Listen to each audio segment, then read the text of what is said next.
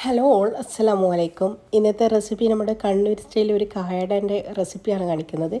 അപ്പോൾ നോമ്പിനൊരു 3-4 ദിവസം മാത്രമേ ഉള്ളൂ. അപ്പം തന്നെ ഞാൻ ഈ കുറച്ച് കടിയൊക്കെ ഫ്രോസൺ ചെയ്തിട്ട് വെക്കലാണ്.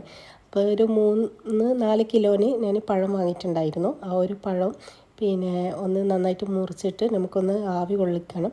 അപ്പോൾ ഈ ഒരു വലിയ പാത്രത്തിൽ ഞാനൊരു 4 കിലോ പഴം നേരെ പകുതിയാക്കി മുറിച്ച് ആവി കൊള്ളിക്കുന്നുണ്ട്. പിന്നെ 4 പഴത്തിന് ഞാൻ ഇവിടെ എടുത്തത് ഒരു 15 മുട്ടയാണ്. അപ്പം ഒരു 15 മുട്ട എടുത്തിട്ട് ഒരു ബൗളിലേക്ക് പൊട്ടിച്ചെടുത്തിട്ടുണ്ട്. പിന്നെ ഒരു മുട്ടയ്ക്ക് 1 ടേബിൾ സ്പൂൺ കണക്കിലാണ് ഞാൻ ഷുഗർ ചേർത്ത് കൊടുക്കൽ.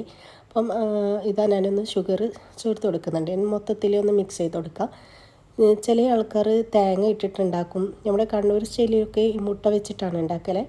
അപ്പോൾ ഇതാ ഞാൻ ഏലക്കപ്പൊടിയും കൂടി ചേർത്തിട്ട് ഒരു മുട്ടൻ്റെ മണമൊക്കെ മാറാനായിട്ട് ഏലക്കപ്പൊടി ചേർത്തിട്ട് നന്നായിട്ടൊന്ന് മിക്സ് ചെയ്ത് കൊടുക്കുക.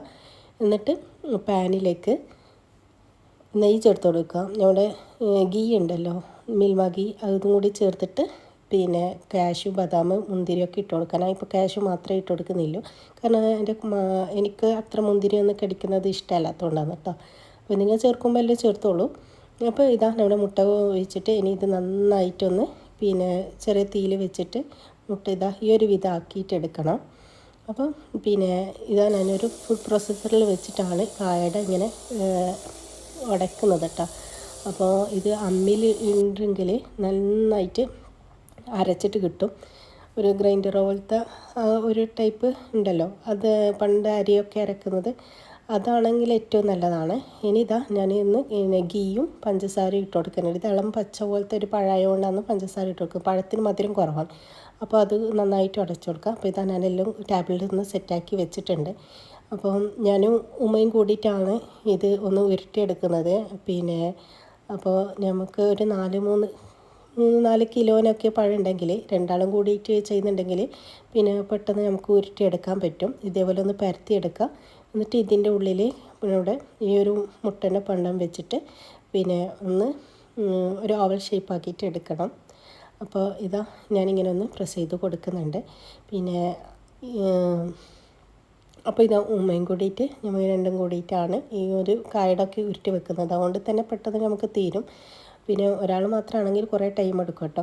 അപ്പോൾ ഇത് ഉരുട്ടിയിട്ട് എടുക്കലാണ്. ഞാൻ പറഞ്ഞല്ലോ, ഗ്രൈൻഡറിലുണ്ടെങ്കിലില്ലേ നമുക്ക് പെട്ടെന്ന് നന്നായിട്ട് ഉരുട്ടാനൊക്കെ കഴിയും. ഇത് വാങ്ങുമ്പോൾ ശ്രദ്ധിക്കേണ്ടത്, കായടക്ക് പറ്റിയ ഷോപ്പിൽ പോയിട്ട് കായടക്ക് പറ്റിയ പഴം എന്ന് പറഞ്ഞാൽ അവർ ഇതിന് കണക്കായിട്ടുള്ള നല്ലൊരു പഴം തരും കേട്ടോ.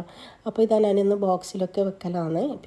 ഇതിൻ്റെ ഓരോ ലെയറിലും കവറോ ബട്ടർ പേപ്പറോ ഒക്കെ വിരിച്ച് കഴിഞ്ഞാൽ ഇത് നമുക്ക് എടുക്കാനും എല്ലാം എളുപ്പമായിരിക്കും. അപ്പോൾ ഇതാ ഞാനിതിങ്ങനെ വെക്കലാണ്. ഇനി ഒരു ദിവസം തന്നെ ചെയ്യാൻ നമുക്ക് കഴിയില്ല, കാരണം ഇന്ന് കായടൻ്റെ പണിയെടുത്തില്ലെങ്കിൽ നാളെ കുറച്ച് ബീഫോ ചിക്കനോ ഒന്ന് മസാല ഉണ്ടാക്കിയിട്ട് വെക്കും. സമൂസയോ ഒക്കെ ആദ്യം തന്നെ നമ്മൾ കുറച്ച് ദിവസം മുമ്പില്ലതൊക്കെ ആദ്യം ഉണ്ടാക്കി വെക്കലാണ്. ഒരു സന്തോഷം പറയാനാണ്, എനിക്ക് ഗൂഗിൾ ആഡ്സൻസ് കിട്ടിയിട്ടുണ്ട്. അപ്പോൾ നമുക്ക് നോക്കാം. അപ്പോൾ എൻ്റെ ഒരു ചെറിയൊരു സന്തോഷം നിങ്ങളായിട്ട് പറയാനാണ് വന്നത് കേട്ടോ. അപ്പോൾ നമ്മൾക്ക് വേണ്ടതെന്ന് വെച്ചാൽ ഇതിന് ഒരു പിൻ കോഡ് ഉണ്ട്. പിൻ കോഡ് കാണിക്കാൻ പറ്റില്ല. 1 2 3 4 5 6 അക്കത്തിലാണ് പിൻ കോഡ് ഉള്ളത്. ഇത് കാണിക്കാൻ പാടില്ല എന്നാണ് പറയൽ, അതുകൊണ്ടാണ് ഞാൻ കാണിക്കാത്തത്.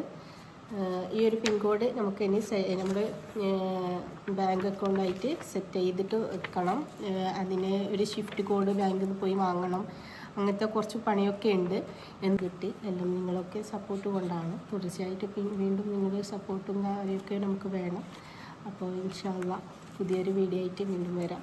അസ്സലാമു അലൈക്കും.